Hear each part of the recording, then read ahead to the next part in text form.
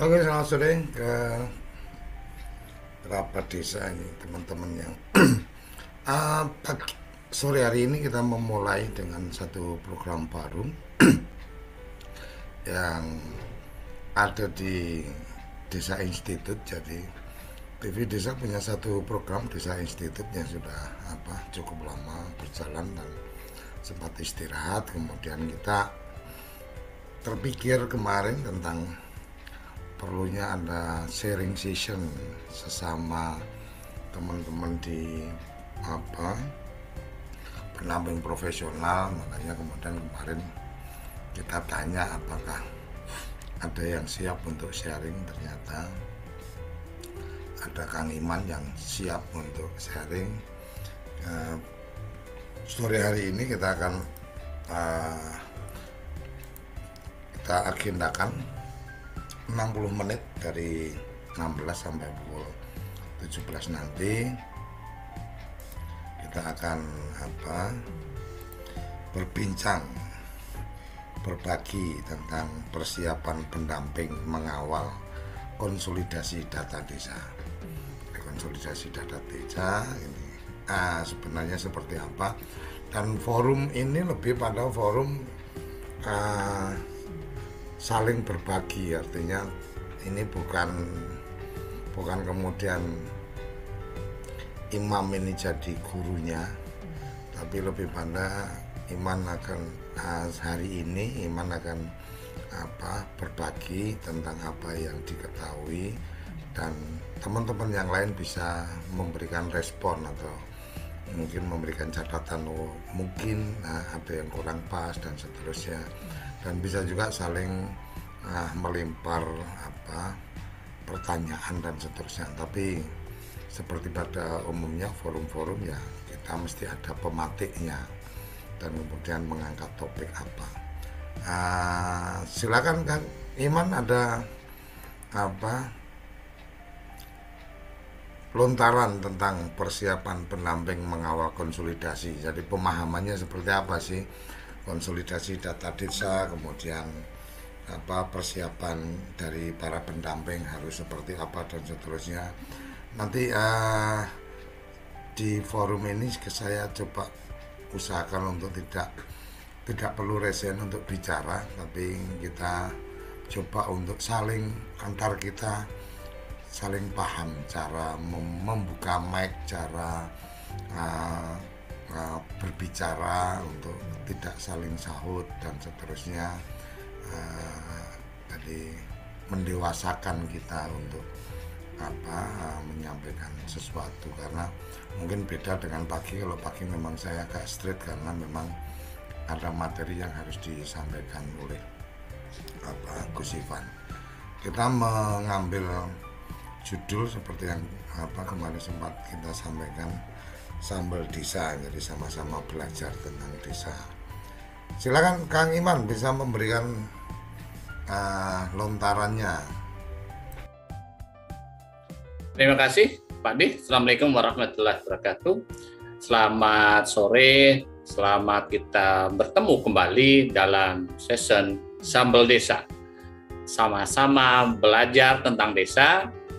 Nanti kita akan kupas bagaimana sebetulnya kita membelajarkan diri sendiri, mengedukasi diri kita, lingkungan, dan semua yang menjadi mitra kita.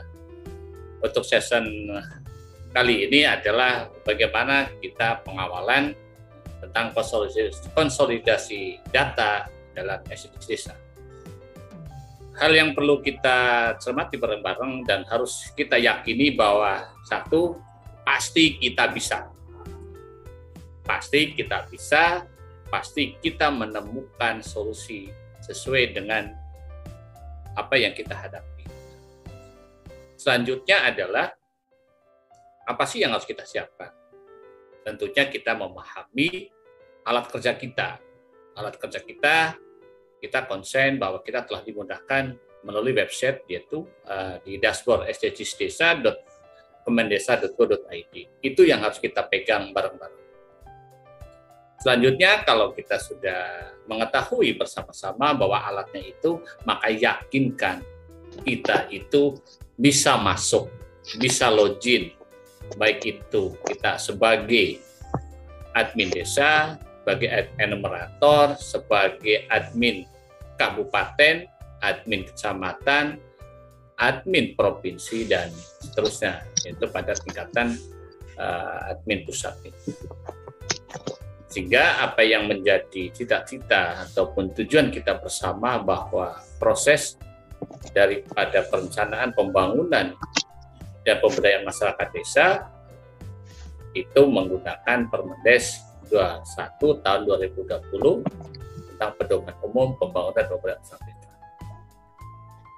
Sekilas apa yang harus kita persiapkan adalah, satu adalah bahwa kita siap, kita pasti, kita bisa semuanya terselesaikan dengan baik dan mendapatkan data yang valid secara teknis. Persiapkan jaringan, seluruh jaringan internet itu harus stabil, nggak boleh terputus di tengah-tengah, apalagi nanti menemukan sarana prasarana kita yang kurang mendukung. Begitu Pak Dek yang bisa saya sampaikan di awal sesi ini. Mungkin bisa disampaikan nih contoh memulainya dari mana, pakai aplikasinya. Kalau teman-teman juga bisa juga ketika nanti ada yang ingin menanyakan sesuatu kendala dengan dengan aplikasi atau boleh saja. Oh ya, satu lagi, di acara ini nggak ada absen, jadi karena ini belajar bareng-bareng, jadi sama-sama belajar, jadi nggak ada yang absen, nggak ada yang akan memberikan sertifikat, jadi kita sharing di forum sore ini. Silakan Kang Iman, mungkin bisa langsung memberikan contoh-contohnya, masuknya dari mana atau atau kendala apa yang teman-teman biasa hadapi. Kang Iman bisa sharing, silakan. Terima kasih Pak Dek. Sebelum ke Bang Nasruddin adalah saya akan mencoba dulu share screen, yaitu di dashboard SDGs gitu ya. Mohon izin nih, jadi teman-teman yang saya hormati, yang saya banggakan adalah kita semua adalah bagian yang tidak terpisahkan menjadi pejuang desa. Oke, ini udah nanti saya masukkan gitu ya. Izin. Nah. Jadi di sini yang harus diperhatikan adalah bahwa websitenya telah benar ini ya, di dashboard sdgsdesa.kemendesa.go.id. Jadi kalau sudah masuk, tadi saya sampaikan udah dimasuk di admin, saya ngambil ada admin kecamatan gitu ya. Di sini ada menunya home, capaian SDGs desa, dashboard, data kuesioner, user, desa, ganti pas sama logout. Gitu. Jadi home untuk admin baik kecamatan, desa, ataupun sampai tingkat pusat pasti akan menampilkan seperti ini. Selanjutnya di capaian SDGs, ini saya bicara dulu, itu sebagai admin kecamatan atau admin desa. Ini menunya ada skor SDGs desa, perbandingan skor SDGs desa, rekomendasi program. Setelah kita mengetahui isinya, maka menu yang berikutnya adalah dashboard. Dashboard ini ada profil desa, capaian wilayah, capaian enumerator. Terus menu yang selanjutnya adalah data kuesioner. Ini adalah kuesioner yang bisa dibuka oleh admin kecamatan, admin kabupaten, admin provinsi, dan admin di tingkat pusat, yaitu kuesioner desa, rukun tetangga, kuesioner keluarga, sama individu. Selanjutnya adalah di menu user. Di menu user ada import Excel file user, tambah user, daftar, sama daftar user dihapus. Dan terakhir adalah ini adalah menu logout gitu ya. Berarti kita keluar dari dashboard ini gitu. Nah, saya mencoba gitu ya. Ini adalah capaian SDGs desa. Dan ini khususnya kita yang berada di admin kecamatan, kabupaten, provinsi, dan pusat harus mengetahui bahwa di sini contohnya adalah skor SDGs desa. Di sini kita akan bicara sesuai dengan cakupan. Kalau secara pribadi sebagai admin kecamatan, maka saya hanya bisa membuka satu kecamatan. Gitu. Ternyata capaiannya Batu Raden itu hanya 49,19. Seperti tadi disampaikan oleh beliau Pak Ivan, kalau belum sampai 90% capaiannya, baik secara total kecamatan ataupun nanti lebih ke desa, maka perlu dibentuk Pokja SDGs gitu ya. Ini adalah sekilas mesin-mesin yang ada di menu capaian SDGs desa. Terus selanjutnya ada di dashboard, di perbandingan skor. Nah, nanti hanya hasilnya seperti ini. Ini adalah kecamatan, ini desa. Coba saya klik di kecamatan, maka adalah kita posisinya seperti ini. Kabupaten, maka nanti akan diklik tampilannya, ya munculnya seperti ini seluruh kecamatan yang ada di kabupaten tersebut. Kalau ingin mendownload, tinggal nanti diklik di download dan ini. Tapi kita konsentrasi pada posisi di tenaga pendamping, khususnya di tingkat desa kecamatan, maka ngekliknya di desa. Maka ini adalah tampilannya. Ya, download, maka ini harus di-download. Kenapa harus di-download? Karena ini akan menjadi pelaporan di berita acara pada sesi Musdes bahwa kita harus melaporkan khususnya desa itu seberapa besar capaian sebelum adanya updating dan setelah updating. Terus selanjutnya adalah di rekomendasi program.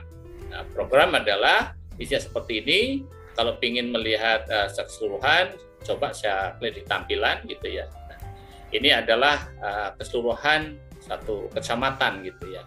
Ini ada semua capaian-capaiannya. Dan ini fungsi daripada data-data ini adalah untuk perencanaan di RKPDes itu, dan lebih memanjangnya adalah di RPJMDes itu. Tapi lebih dekatnya di RKPDes. Terus nanti kalau kita semua desa dan juga pendamping membutuhkan data per desa, tinggal kita pilih desa mana. Contohnya kan desa Pamijen gitu ya. Ya, berarti tinggal diklik, jangan lupa ya, ini diklik seperti ini. Ini kalau kita mendownload ya sesuai. Kalau saya ngekliknya adalah goals ke 1, maka nanti downloadannya. Nah, ini tahun goal ke 1. Ini kalau pengen semua ya semua. Nah, ini yang menentukan tahun. Kalau tahun 2022, maka keluarnya 22, 23 sampai terus di sini sampai tahun 2030 gitu ya. Bagaimana kalau nanti misalnya data SDGs itu mengalami updating, ya berarti ya kita harus melakukan proses download data lagi.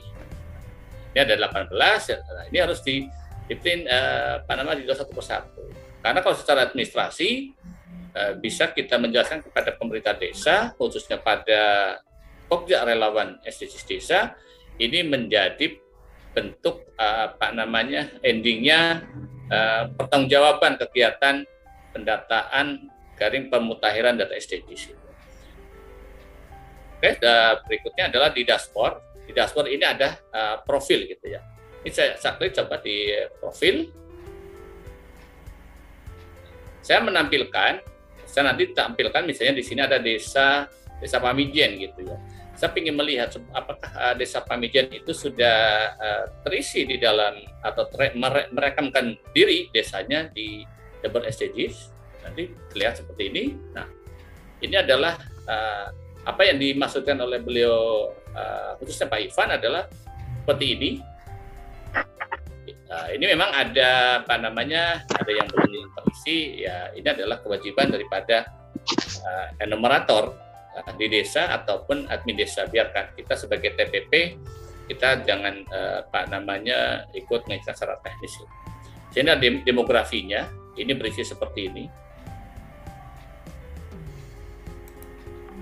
Terus secara geografi, ini udah mulai nampak terisi. Di sini fasilitas yang ada di desa, di kondisinya, rencana pembangunan seperti ini. Ini kategorinya maaf saja. Nah, ini adalah desa mandiri ini. Status terakhir EDM desa. Berarti ini adalah sudah mulai melengkapi updating, karena kami di Kecamatan Batu Raden sudah mulai proses ini, kami mengawal sejak Januari gitu. Jadi sudah mulai agak ringan. Terus ini ada rencana pembangunannya, isinya seperti ini, dan terakhir adalah ini nama pendampingnya, ini PLD-nya. Jadi yang tertulis adalah PLD. Nah, selanjutnya kalau kita mengambil 1 tubuh itu ya, ini adalah data kuesionernya. Ini kuesioner desa, kuesioner RT, kuesioner sampai dengan individu. Coba saya buka adalah di kuesioner desa. Di kuesioner desa menampilkan seperti ini, seperti tadi ada mungkin rekan kita TPP yang menanyakan filter-filternya. Setiap kuesioner itu sudah punya filter, jadi kita tinggal mengikuti saja. Kalau kuesioner desa, filternya adalah nama enumerator sama tanggal upload. Ini sudah dari sistemnya seperti itu. Nah, ini tinggal misalnya nama enumerator, nanti akan terlihat di dalam Pokja relawan SDGs desa itu siapa. Nanti tinggal nama, nanti tinggal tampil, diklik itu. Kita kuesioner RT. Nah, di sini filternya itu ada nama enumerator, tanggal upload, RW sama RT. Nah, contoh kalau misalnya saya klikkan RW, maka akan ada RW-nya muncul. Ini harus kita perhatikan adalah ada 3 digit gitu. Misalnya saya masukkan di digit 001, RW 01. Nah, saya pilih di sini desanya, misal tadi saya ambil aja desa Pamijen gitu ya. Nah, nanti akan tampil seperti ini. Ini adalah data yang telah terekam untuk data kuesioner RT di RW 01. Ternyata di sini ada 6 RT. Semuanya sudah terlihat. Ternyata di desa Pamijen itu sudah mulai siapa yang mengupload gitu ya. Artinya ini enumeratornya. Ini ada namanya Solihun, ada Wahyudi, Bisri, Ayati, Anissa. Ini adalah tanggal-tanggal kapan enumerator itu mengunggahnya. Itu terakhir berarti tanggal 10 bulan 6 tahun 2021.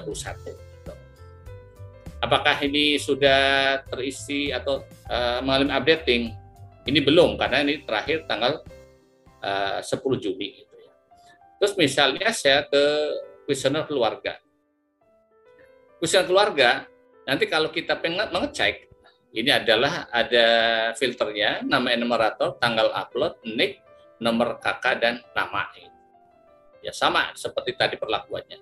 Terus terakhir adalah kuesioner individu. Individu di sini menampilkan filternya nama enumerator, tanggal upload, NIK, nomor KK, dan nama. Dengan nanti tinggal dipilih desanya. Nah, sebelum sampai ke arah bagaimana di dalamnya sebuah alat kerjanya itu website dashboard desa, kita sebagai pendamping dan juga desa itu harus mempersiapkan SK relawan Pokja itu ya. Tapi kami di Batu Raden khususnya adalah kami membuat dulu kerangka acuan kerjanya, bisa saya tampilkan seperti ini. Mohon izin. Jadi di sini saya membuatkan kerangka acuan kerja pendataan dan pengurutan data SDGs. Di sini menjelaskan bahwa bagaimana sebuah pekerjaan itu harus terselesaikan action plan-nya gitu ya. Jadi kami dalam memvalidasi desa dan juga kecamatan dalam pendata SDGs seperti ini. Terus ini dasar hukumnya sampai selesai. Terus maksud dan tujuan. Nah di sini adalah bagaimana kita akan mengawali gitu. Seperti tadi disampaikan oleh beliau Pak Koco. Dari mana sih kita ngawali? Ya dari kita menyusun KAK, kerangka acuan kerja atau TOR-nya gitu. Apakah ini tercantum di dalam sebuah regulasi? Kalau bagi saya secara pribadi adalah ini guidance-nya setelah ada sel hukum yang kita itu bisa berimprovisasi, bisa berkreasi, tapi tidak melanggar. Nah, selanjutnya adalah ini ada tornya, seperti ini, kegiatannya siapa, mulai tahun 2 Januari karena itu pelaksanaan, sampai mungkin ada evaluasi, tahap 1, tahap 1, 2, terus siapa yang terlibat, terus terakhir adalah penetapan. Ini adalah kami variatif gitu ya. Ya tanggal 26 Juni saya punya SOP-nya segini, tapi desa kadang gimana kalau melebihi tanggal 26 ya kondisional gitu. Nah, terus tadi beliaunya Pak Kaban juga menyampaikan tim relawannya seperti apa. Kami sudah mengatur di dalam Permendikbud PDT nomor 21, ada pembina, ketua, sekretaris edukasi pemerintahannya, nanti sekaligus sebagai PKA-nya gitu ya. Unsur anggotanya siapa saja yang terlibat, terus metode kegiatannya seperti apa, peralatan dan sarana pendukung. Ini saya tampaknya ada ruang pertemuan, ada mungkin satu LCD projector dan laptop. Ini tidak mesti harus dibeli semua dalam kegiatan tadi, tetapi setidaknya apa yang ada di desa kita pakai menjadi mediasi daripada pemerintah desa terhadap tim atau Pokja relawan SDGs desa. Jadi ini kebutuhan para pendukung adalah kondisional gitu ya. Terus masuk di pembiayaan, kami menggunakan berbasis dengan dana desa, ini penutup nanti oleh kasih pemerintahan karena ini adalah PKA-nya oleh kasih pemerintahan. Kalau setelah selesai seperti itu, maka yang harus kita dampingi atau pemerintah desa adalah membuat pembentukan kelompok kerja relawan. Karena tadi setelah kita bertemu gitu ya, sudah ada alokasi anggaran di APBD dan lainnya, maka secara teknis kepala desa tadi disampaikan oleh beliau Pak Kaban adalah membuat SK gitu ya. Nah, ini SK-nya pembentukan kelompok kerja relawan pendata desa SDGs. Ini kami konsepkan sesuai dengan kaidah hukum. Terus ini menimbang, mengingat gitu ya. Terus nanti desa itu pada di pokoknya itu yang tanda-tanda merah ini adalah menyesuaikan karena di pendataan SDGs ini itu dua kali dalam 1 tahun, yaitu semester 1, semester 2. Makanya di sini tanda merahnya tinggal sebuah pilihan gitu ya. Selanjutnya sudah sampai selesai memutuskan. Kalau sudah ada anggotanya seperti ini, ditinggal nama-nama yang ada di dalam Pokja relawan SDGs desa ini yang nantinya harus didaftarkan. Didaftarkan kemana? Ke apa yang tadi disampaikan di awal, yaitu di dashboard SDGs desa. Di dashboard SDGs desa, siapa yang bisa mendaftarkan Pokja anggota ataupun adminnya, relawan SDGs desa adalah satu bisa oleh admin kecamatan. Kalau nanti enumerator sekarang dibuka selnya bisa mendaftarkan enumerator di tingkat desa. Caranya di sini ini ada pendaftaran ini ya. Ini tinggal nanti oleh adminnya itu kalau ingin bareng-bareng maka menggunakan import Excel filter. Tapi kalau satu persatu itu tambah user. Di sini ada 2 kelemahan, ada 2 keuntungan. Kalau biasanya di import file Excel itu akan menunggu waktu tidak 1 jam itu belum bisa dipergunakan.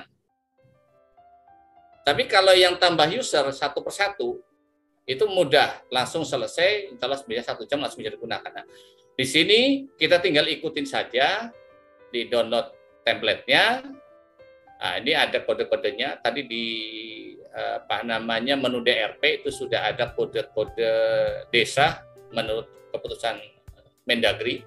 Itu bisa membantu pada saat kita memasukkan di download template file Excel user gitu ya. Nah, nanti sebelum ke sana saya buka dulu di tambah user. Ini adalah kalau yang sendiri-sendiri gitu ya. Misalnya nomor adminnya saya lebih suka masukin satu-satu deh biar cepet gitu.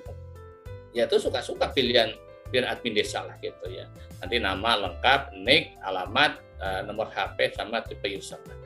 Perlu saya sampaikan apa yang saya alami bahwa banyak sekali kemarin proses-proses di tahun 2021 tahun ke 2022 itu tidak hanya data kuesioner yang tidak bisa masuk ke SDGs dari perusahaan Android, juga user terhadap enumerator ataupun admin. Nah, apa yang harus kita lakukan gitu ya? Tentunya yang harus saya sampaikan adalah admin untuk enumerator kalau sudah terdaftar dan nick-nya menggunakan nick yang lama dan dia ingin balik lagi gitu ya ke ke asalnya, ini sebetulnya sangat mudah sih gitu ya. Karena nick-nya sudah dipakai ya kita ganti aja pakai nick orang lain ataupun nick kita yang dikit yang paling belakang dirubah saja yang misalnya angka 1 atau 2 gitu. Karena fungsi daripada nick terhadap enumerator pada saat login itu kan untuk masuk gitu. Untuk masuk saja. Begitu juga dengan posisinya sebagai admin gitu. Nah, nanti di tipe user ya tinggal dipilih apakah nanti sebagai admin atau sebagai enumerator. Di sini ada pilihan. Nah, untuk admin warung ya ini untuk kalau saya menyikapi adalah untuk di tingkat pusat itu Pak. Nah, nanti tinggal di submit gitu ya. Nah, selanjutnya adalah di sini adalah daftar user. Berarti ini adalah data-data yang sudah terekam di data dashboard. Maka kewajiban daripada admin desa, data ini dipastikan bisa login. Kenapa harus bisa login? Karena ini sudah terdata di di dashboard Kemendes. Daripada kita membuat user baru, lebih bagus yang sudah ada kita aktifkan kembali dengan cara mencoba satu persatu masing-masing desa oleh admin desa. Pertama seperti itu. Yang kedua, apakah boleh langsung terhadap enumerator? Itu akan lebih bagus. Makanya tadi saya sampaikan Pokja Relawan SDGs tahun 2021 tentunya pemerintah desa itu masih memiliki datanya. Nah, data-data tersebut dipastikan masih ada di data user. Kalau memang sudah tidak ada, ya sudah nanti kita ganti saja gitu. Nah, setelah mengetahui semuanya, maka dicoba satu persatu seperti ini ada secoba gitu ya. Misalnya desanya Desa Pamidjen gitu. Nanti tipe usernya tinggal dipilih apakah semua admin yang kita inginkan ataukah sebagai admin desa atau sebagai enumerator. Misalnya seperti ini saja gitu ya. Nah, kita ambil data hanya di Desa Pamidjen. Nah, data nomor nick ini nanti sebagai kunci membuka ke usernya. Nah, nomor HP ini dicoba dulu gitu ya. Masuk sebagai passwordnya, tetapi nanti kalau ada perubahan ya yang tahu persis adalah Pak Solihun. Tapi kalau nanti ini masih tetap gitu ya, maka ini dicoba masuk di login sebagai passwordnya. Contoh saya mencoba gitu ya untuk Pak Solihun dengan nanti saya cobakan nomor nicknya. Mohon maaf saya catat dulu.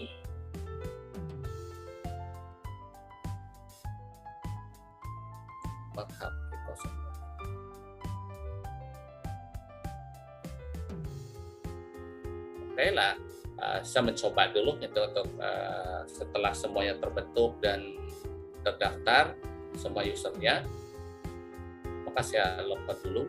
Ini logout, saya masukkan gitu ya 3330 1403.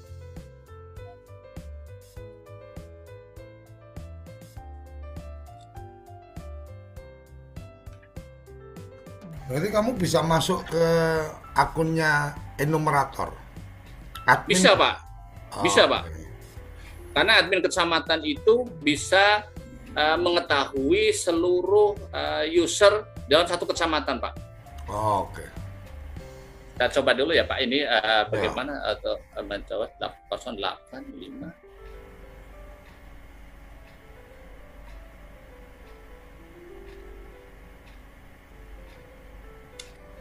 Ini saya masukkan, nah seperti ini. Kita tunggu. Nah, seluruh pemirsa di Sambal Desa, baik yang hadir di Zoom meeting atau di YouTube, apabila menemukan nanti para pokja relawan SDGs Desa yang sudah pernah terekam di dashboard SDGs Desa seperti ini, apa yang harus kita lakukan? Maka kita ikutin saja. Kenapa kalau kita nggak ngikutin, maka pada saat kita mengisi, artinya enumerator yang bersangkutan itu mengisi kuesioner, maka dia pada sesi terakhir simpan atau save, dia akan meminta, tetap akan meminta. Nah, kalau meminta tidak dipenuhi, meminta apa? Meminta perubahan password. Oh, artinya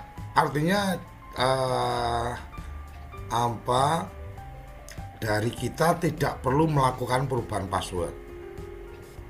Artinya gini Pak, kalau ini tidak dilakukan perubahan password, maka sistem pada saat terakhir dia tidak mau menyimpan.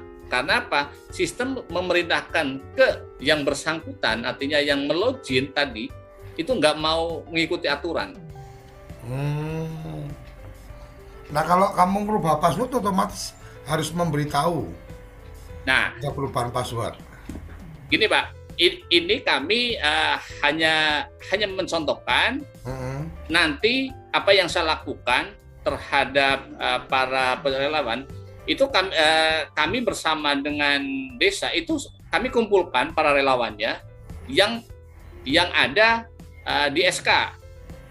SK itu misalnya ternyata atas nama Solihun itu sudah terdaftar di tahun 2001, juga dia dimasukkan lagi sebagai relawan untuk posisi enumerator di tahun 2022. Nah, telah dicek oleh admin desa, ternyata Solihun itu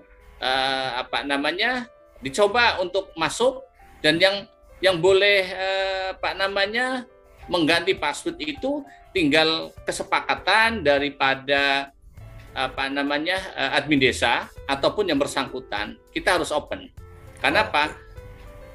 Tapi di balik itu saya kemarin ada Pak di desa biasanya ada perubahan password ini untuk enumerator itu disamakan gitu, biar nanti kalau ada sesuatu hal akan mudah dalam proses penginputnya. Contohnya seperti ini Pak, kalau saya klik oke. Berarti terus langsung ke ganti password Pak. Klik ganti password, ini wajib. Maka saya masukkan password yang lama,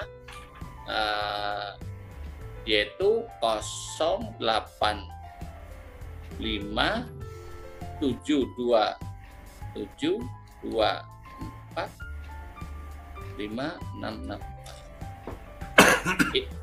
Dan di atas biasanya teman-teman itu agak nakal itu di copy, nggak boleh di copy terus di paste, tetap harus diulangi lagi gitu Pak. Ditulis 0857 727 24.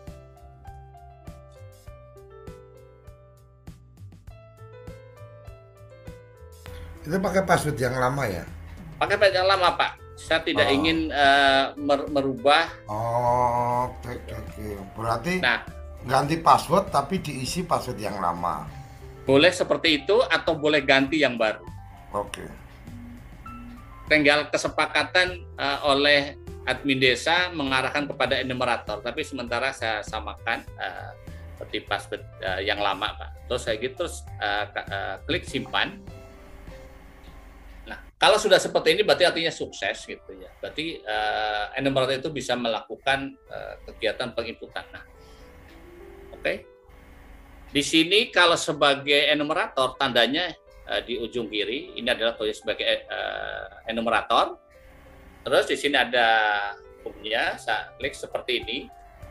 Ini secara nasional, terus ini capaian SDGs-nya.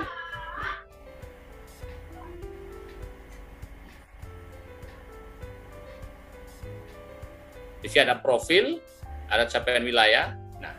Ini yang menarik yang harus diperhatikan oleh enumerator itu ada dua, yang bagian atas nggak usah dilihat-lihat, nggak usah diutik-utik itu Pak. Bagusnya seperti itu. Ini adalah menu isi kuesioner. Perlu saya jelaskan bahwa isi kuesioner ini harus sama-sama di blueprint adalah diberlakukan terhadap data atau terhadap kuesioner atau terhadap survei yang baru yang belum pernah direkam di dashboard SDGs. Saya ulangi bahwa menu isi kuesioner yang terdiri dari 4 ini diberlakukan apabila kuesioner atau survei, yaitu survei desa, survei RT, survei keluarga individu belum pernah direkam. Contoh seperti kasus-kasus yang kita hadapi oleh desa ataupun oleh kita TPP pada mendampingi, mungkin kemarin karena dikejar waktunya gitu ya, harus menyelesaikan sehingga ada data yang benar-benar belum direkam atau datanya sudah direkam di aplikasi Android tetapi tidak berhasil migrasi ke website dashboard SDGs. Kasusnya seperti itu Pak D dan teman-teman di Sambal Desa. Sebetulnya sederhana. Pokoknya kalau kami orang Banyuwangi ngatain, pokoknya kalau yang belum ada direkam SDGs, maka enumerator wajib menginputkan melalui menu isi kuesioner. Nah, bisa saya perlihatkan di isi kuesioner, contohnya misalnya isi kuesioner individu, Pak. Nah, menu di isi kuesioner individu itu nanti kita dituntun harus memasukkan nik responden, Pak. Nah, bagaimana caranya kita mengetahui bahwa nik responden itu sudah direkam atau belum? Tadi di awal disampaikan bahwa admin desa itu wajib mendownload data. Seperti yang dijelaskan oleh beliau Pak Ivan bahwa tugas daripada admin desa, bisa ini oleh Pak Desa atau sekretaris desa, itu adalah mendownload data. Seperti tadi yang saya buatkan di kerangka acuannya adalah desa wajib mengunduh hasil downloadan data SDGs desa tahun 2021. Nah, tinggal dimasukkan kalau nanti misalnya saya saya mencoba apakah oleh beliau yang Pak Soli itu udah terekam atau belum. Contohnya seperti ini, 3 kita masukkan nomor niknya 33.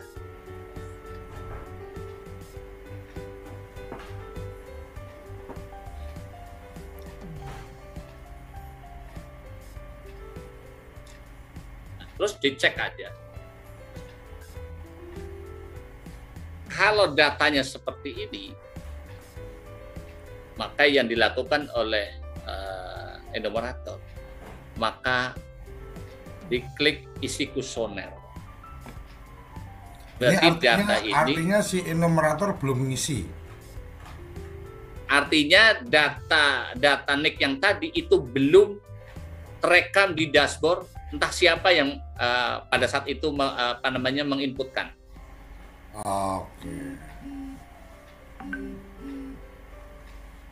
Tapi kalau datanya itu sudah pernah, nanti akan berbeda perlakuannya. Ini saya seperti ini kalau nanti ada kita masukkan nomor NIK yang bersangkutan, itu nggak tahu NIK-nya siapa gitu ya.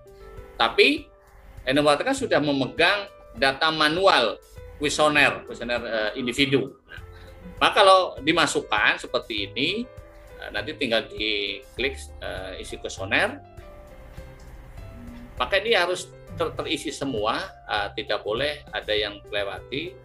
Contohnya ini pun harus 3 digit, misalnya yang beliau bersangkutan adalah RT1, RT-nya 004 gitu. Nah, itu harus terisi keseluruhan gitu ya. Nanti tinggal next gitu ya. Terus alamat Facebook pribadi. Nah, di sini yang menarik ya adalah di nomor HP, Pak. Nomor HP kalau nggak punya, maka cukup plus 62. Nggak usah diisi belakangnya, Pak. Kalau yang lainnya udah pada paham, Pak. Teman-teman desa ataupun kita sebagai mitra relawan. Kalau memang tidak punya seperti kalau nomor ini ya jangan di setir, tapi nomor itu kan nggak ada strip, adanya 0. Kalau nggak punya 0. Tapi kalau alamat ini Pak, nah ini kan, nah ulangi berarti nomor input format tidak sesuai dengan format, berarti tinggal plus 62, tuh, Pak. Nah, saya seperti itu, Pak. Terus alamat email bisa coba dipakai strip, tidak mau, berarti harus terisi. Karena Pak, coba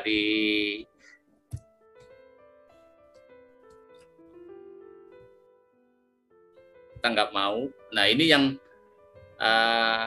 harus kita memahami isian yang di dalam. Contoh misal kalau nggak ada, saya kosongin nggak. Nah ternyata kalau kita salah menginput ada tandanya merah. Kalau tandanya seperti ini berarti kita bisa lanjut. Oke, mungkin teman-teman kalau ada yang ingin bertanya di tengah-tengah penjelasan langsung resign terus buka mic-nya. Jadi resign dulu, buka mic-nya atau buka mic langsung sampaikan. Lanjut Kang Iman. Oke. Nah, jadi kalau yang nomor tadi ini udah jelas seperti ini ya. Terus pribadi juga nggak ada. Instagram nggak ada. Apakah aktif menggunakan internet? Tinggal pilihan saja ya atau tidak. Bisa tidak. Ya udah tinggal pilih di sini. Tinggal lanjutnya adalah pakai wifi gitu.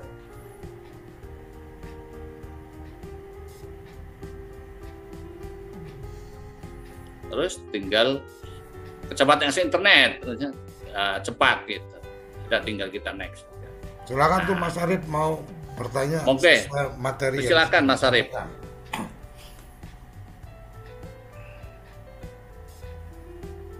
Silakan di open aja mic-nya.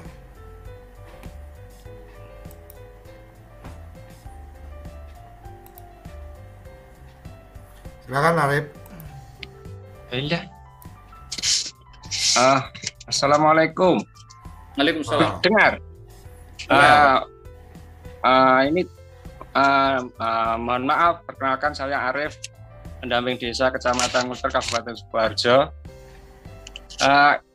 Gini Kang Iman, terkait itu tadi mungkin di sarapan juga saya tanyakan, cuman tadi pagi mungkin miskomunikasi, intinya pemahamannya kurang, salah paham. Begini, ya, ceritanya itu kan di wilayah kami untuk Sukoharjo khususnya Nguter untuk tahun dulu itu kan terkendala dengan aplikasi, jadi belum selesai dalam penginputan. Nah, kemarin itu setelah webnya jadi ini, ya ada nilai plus bahwa sekarang sudah ada filter terkait NIK, jadi nggak bakalan akan ganda NIK yang masuk seperti dulu mungkin diklik loading tapi ternyata sudah tersimpan atau terupload, tapi di layar masih tetap, dan enumerator mengulang-ulang terus bahkan sampai puluhan yang ganda. Nah, saat ini ada kendala Kang Iman. Untuk inputan yang baru, inputan yang baru, yaitu misalnya enumerator menginput individu di situ, di mana pasti akan salah satu adalah kepala keluarga. Setelah selesai upload keluarga, setelah selesai upload individu, misal dalam satu rumah ada 3 orang, bapak, ibu, anak misalnya sudah selesai semua, kemudian mau lanjut ke input ke kuesioner keluarga. Nah, otomatis waktu di keluarga itu kan NIK-nya kan dari kepala keluarga, dan itu jadi terkendala. Sudah selesai entry-nya, tinggal submit, tinggal komplit. Itu kalau sekarang kan bahasanya itu nggak bisa diterima, NIK sudah terpakai. Itu solusinya bagaimana itu untuk kuesioner keluarga ataupun sebaliknya, misalnya sudah dimulai dari keluarga terus kemudian mengarah ke entry individu. Kira-kira bisa dipahami buatan ini? Bisa Mas. Jadi gini, kita kan makasih Mas Arif, kita potong. Untuk di kuesioner individu gitu ya, kita selesaikan gitu ya, nanti udah semuanya gitu, nanti oleh admin desa akan dilihat apakah kuesioner individu yang diinputkan oleh enumerator itu sudah terekam atau belum. Itu yang pertama. Yang kedua, kalau nanti ke keluarga, nanti patokannya itu di kartu keluarga gitu ya. Nah, ini kan ada nomor kartu keluarga, Mas. Nah, kalau nanti karena nomor kartu keluarganya bahwa anggota keluarga itu masuk di dalam kartu keluarga yang bersangkutan, ya berarti tak yakin apa yang tadi disampaikan oleh Mas Arif tidak akan terjadi. Karena apa yang selama ini saya dampingi jalan dengan baik itu. Yang menjadi pertanyaan itu kadang-kadang begini Mas Arif, pada saat kita kembali ke kita saat mendampingi ataupun kembali lagi kepada desa. Dulu ada sebuah tuntunan kalau NIK itu belum punya, itu harus sekian, yang penting 16 digit gitu ya, pakai angka ini semua. Nah, kalau semua ada 5 warga, misalnya 2 warga, akhirnya kan ada NIK yang ganda. Nah, ini yang menjadikan pada saat migrasi ke dashboard SDGs itu tidak masuk gitu. Karena di dasar SDGs ini sudah begitu rigid, akhirnya siapa duluan yang masuk itu yang akan terkunci. Nah, yang lainnya ya udah nggak bisa masuk, berarti dianggap itu telah terpakai. Begitu juga dengan nomor kakak gitu. Nah, ini yang menjadikan hal yang paling istimewa bagi kita dalam satu pendampingan juga oleh admin desa adalah bahwa ini untuk mengedukasi bahwa apakah kita juga warga itu tertib administrasi kependudukan, tidak. Karena begini, kalau kita gampang itu ya, kalau kita sudah menikah, otomatis kewajiban berikut yang paling awal adalah kita membuat kartu keluarga. setelah itu kan tinggal selanjutnya diisi daripada keluarga. Nah, kita masih misalnya masih jadi satu keluarga dengan orang tua gitu. Akhirnya pada saat pengisian apa yang tadi dialami Mas Abi ini kartu keluarganya udah dipakai sama sana lah. Ini yang satu nggak mau ya. Solusinya yang pernah saya dampingi selama ini adalah segera itu dipecah kartu keluarganya sehingga akan berdiri sendiri. Itu yang bisa saya lakukan seperti itu, Mas Arif. Oke. Itu Pak De. Arif, udah cukup, Beb? Atau masih ada yang ingin disampaikan? Makasih, Mas Arif. Oke, Silakan. Silakan. Fidiatul Muklisin. Silakan, open mic.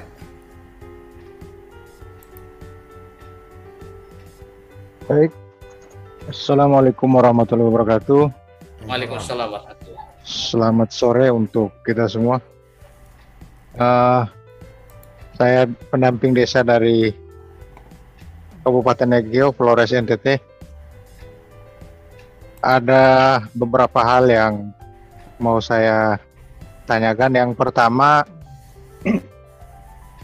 mengenai kuesioner desa yang di dalamnya terdapat RW.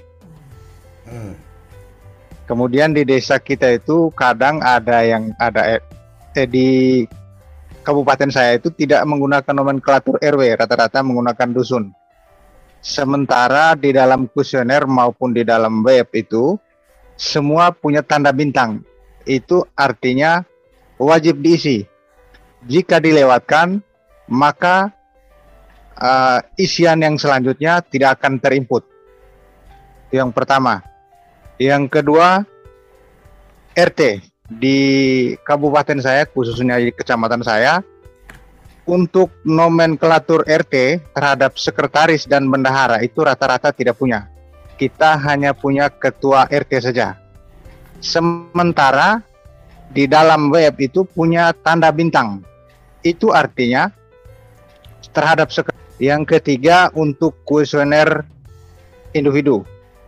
Di sini kita itu rata-rata kebanyakan ada yang satu rumah tinggal 2 atau 3 kepala keluarga. Kemudian di dalam kuesioner itu ada beberapa pertanyaan, termasuk yang pertama itu mengenai luas lantai yang akan kita kalkulasikan. Hitungannya seperti apa untuk 2 atau 3 individu yang di dalam satu rumah ini tinggal. Kemudian terhadap fasilitas, misalnya mandi cuci kaki, kakak ya, bukan individu ya, tapi kakak ya, satu rumah. Ya, satu rumah sampai kakak. Siap Gus. Ya. Satu rumah lebih dari 2 atau 3 kakak. Ya. Jadi hitungan luasnya per kakaknya berapa, kira-kira seperti itu. Gitu. Kemudian terhadap akses lainnya seperti WC, kamar mandi, air minum dan lain sebagainya. Kira-kira hitungannya bagaimana? Termasuk lahan tempat tinggal. Sekian dan terima kasih, mungkin itu penyampaian dari saya. Selamat sore, Assalamualaikum warahmatullahi wabarakatuh. Waalaikumsalam. Waalaikumsalam warahmatullahi wabarakatuh. Silakan, Kang Iman mungkin bisa. Terima kasih Pak Fidiatul Muklisin. Salam kenal kami dari Banyumas, Pak. Untuk yang tadi ya, yang kuesioner desa itu memang secara tata pemerintahan itu kan terkecil lembaga desa itu kan RT RW gitu ya. Maka saya hanya memberikan solusi gitu, sesegera dibentuk gitu ya, RT RW gitu. Karena itu memang struktur pemerintahan, struktur kelembagaan di desa RT RW gitu. Terus berikutnya adalah yang tadi kuesioner keluarga. RW itu sorry. Susunannya. RW itu kan harus diisi. Pertanyaannya, apakah isinya itu wajib nomor atau bisa dengan alfabet? Nomor, Pak. 3 digit. Kalau nomor 3 digit, mungkin saya bisa kasih masukan ke Fidiatul mungkin disepakati saja bahwa karena tidak ada RW adanya dukuh, maka masih dukuh ini kodenya berapa, dukuh ini kodenya berapa. Jadi desa itu kemudian membuat pengkodean nama dukuh itu dengan 3 digit, kan kira-kira seperti itu. Itu bisa jadi solusi, kira-kira gitu ya, Pak Fidatul ya. Terus kalau yang RT tadi yang dipertanyakan itu adalah isian ketua sekretaris bendahara, betul ya Bang Fidatul ya? Nah, kalau itu wajib isi karena memang tidak ada sekretaris, tidak ada bendahara, itu kan pasti pengisiannya adalah alfabet. Artinya abjad, huruf. Menurut saya kalau memang tidak ada sekretaris, tidak ada bendahara, sementara hanya ketua RT saja, tinggal ditulis 3-3-nya dengan nama sama kan pasti nggak akan ditolak juga. Jadi kalau ketua sekretaris bendahara namanya Imanuddin, berarti memang strukturnya di desa itu tidak ada sekretaris, tidak ada bendahara RT, adanya ketua RT. Kira-kira itu sih karena memang kalau secara sistem kalau dikasih tanda bintang memang harus diisi. Nah, pengisiannya bagaimana untuk mensiasati supaya itu sukses, yang seperti tadi dicontohkan sama Kang Iman. Kalau nggak punya nomor handphone gimana? Kan saya nggak bisa nulis. Ya, yang tadi Kang Iman sudah ngasih contoh, kasih plus 62 berarti dia sudah bisa terima. Karena kalau sudah plus 62 maka mesin akan membaca bahwa sudah diisi. Lepas isiannya itu nomornya benar atau salah, tapi kalau 62 berarti mesin sudah menganggap sudah diisi. Jadi kira-kira itu tambahan dari saya. Tapi kalau untuk yang satu rumah dengan beberapa kakak dan seterusnya, mungkin Kang Iman yang lebih paham ini guidance-nya kayak apa ini manualnya. Terima kasih Pak Ade, terima kasih Pak Fidatul. Kalau saya gitu ya, apa yang tadi disampaikan oleh Pak Dekojo adalah sebuah solusi juga gitu. Tetapi di sisi lain itu permasalahan yang harus diselesaikan. Ya. Artinya kan kita nggak mungkin ngurus itu sampai akhirnya kemudian terlambat pendataan, bahwa kemudian nanti dilakukan update setelah RT-nya ada ketua, ada sekretaris bendahara, ya dilakukan update aja. Tapi untuk mengejar supaya formulirnya terisi, mungkin itu bagian solusi yang kita juga tidak bohong, karena memang ketua sekretaris bendaharanya ya satu nama, ketua itu kan. Ya. Oke, mungkin yang luas lantai Iya. Karena kita sepakat sampai jam 5 aja ya. Iya, yang keluarga. Selama saya pendampingan begini, misal satu rumah itu ada dua keluarga, maka posisi satu adalah sebagai yang menumpang itu. Yang satu itu menumpang. Jadi fasilitasnya ya dia nggak punya apa-apa, dia numpang gitu. Tinggal nanti penggunaan fasilitas seperti jamban dan apa ya dia numpang. Karena apa? Artinya dari satu keluarga, satu rumah, kalau ada 3 kakak, maka kalau Iman berarti sarannya adalah 1 kakak sebagai kakak induk, 2 kakak itu adalah numpang. Berarti numpang tinggal, berarti fasilitas luasan dan seterusnya itu yang mungkin sudah ada ininya ya. Artinya kalau numpang ya berarti mungkin luas lantainya berapa ya 0, karena memang dia cuma numpang atau gimana. Aku nggak ngerti isiannya kayak apa nih Kang Iman. Mungkin di isiannya itu nanti ada coba pilihan apa sewa, apa ngontrak kayak gitu Pak. Oke Bang Fidatul, atau ini manggilnya gimana ya? Mukhlisin. Boleh. Ada yang lain dari yang tadi disampaikan sudah cukup? Bisa saya berbagi saja, Kang. Oke, silakan. Siap. Karena sebelum bekerja di sini saya pernah di sensus penduduk. Oke. Cuman mungkin beda dengan di kementerian ini. Waktu dulu pada saat kita melakukan pencacahan atau pendataan, biasanya yang satu rumah 2 kakak atau 3 kakak itu luas lantainya dibagi 2 karena mereka menggunakan atau memanfaatkan fasilitas di dalamnya, begitu. Kecuali tidak memanfaatkan fasilitas. Cuman terhadap kepemilikan rumah itu bebas sewa, begitu. hanya terhadap fasilitas di dalam seperti luas lantai dan luas lahan, biasanya dibagi terhadap kepemilikan yang tinggal bersama di dalam terhadap kakak itu. Artinya kalau satu rumah nih luasnya 60 meter persegi, ada 3 kakak, berarti asumsinya tiap kakak itu kemudian mendapatkan 20 meter persegi, kira-kira gitu ya, Bang? Ya. Nah, oke, itu mungkin bagian yang menarik yang bisa kita bisa diskusikan karena kita sepakat sampai jam 5. Silakan teman-teman bisa memberikan usul topik apa berikutnya karena kayaknya juga materi yang ini juga masih perlu ada lanjutan lagi. Tidak menutup kemungkinan tiap sore kita nyambel juga di sini, nggak ada masalah karena saya lebih melihatnya pada bagaimana sharing informasi kemudian bisa sama-sama mendapatkan membagi pengalaman eksekusinya harus seperti apa dan memang saya menyepakati waktunya cuma 1 jam saja.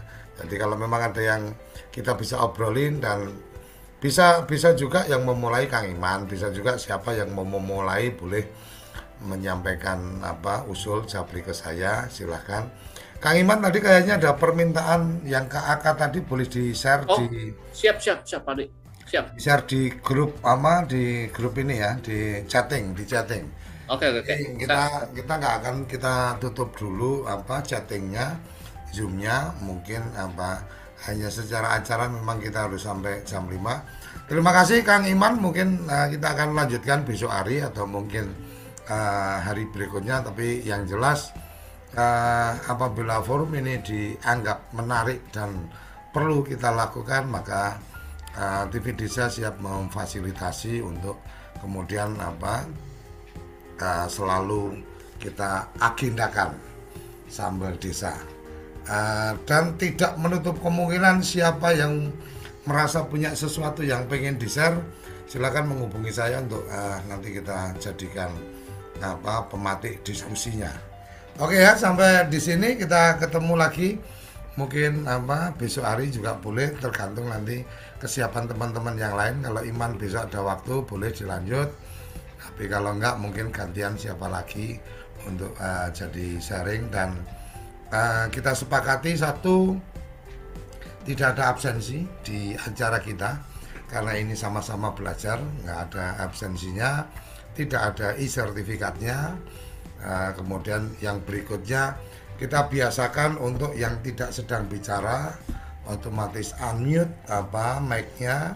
Kalau yang sedang berbicara boleh dibuka. Jadi kalau ada mic yang terbuka dan kemudian cukup mengganggu karena berisik, maka saya sebagai hostnya pasti akan langsung mengeluarkan dari forum. Jadi biar enak gitu supaya kita punya kebiasaan baru. Jadi biasakan kerabat desa kalau masuk di Zoom meeting, yang pertama adalah begitu masuk kita off-kan dulu mic-nya karena siapa tahu pas kita lagi ngobrol sama siapa dan seterusnya akan masuk. Kira-kira itu tambahan dari saya. Kita mencari format yang paling bagusnya, tapi mungkin kayaknya jam 4 sampai jam 5 waktu yang tepat untuk kita kongko sore lah ya. Jadi kalau dulu itu ada jalan-jalan sore, kalau ini ngobrol-ngobrol sore, Sambal Desa, sama-sama belajar. Terima kasih Pak Dekoco. Oke, gitu ya yang saya bisa sampaikan. Terima kasih, kita akan bertemu kembali besok hari. Semoga ada topik yang kita bisa angkat dan saya berharap teman-teman bisa menawarkan diri untuk memulai membuka forum di sesi-sesi berikutnya. Sampai di sini, salam bahagia kerabat desa semua dan kita akan ketemu lagi di Desa Institute dalam episode Sambal Desa. Salam bahagia, salam desaisme. Terima kasih.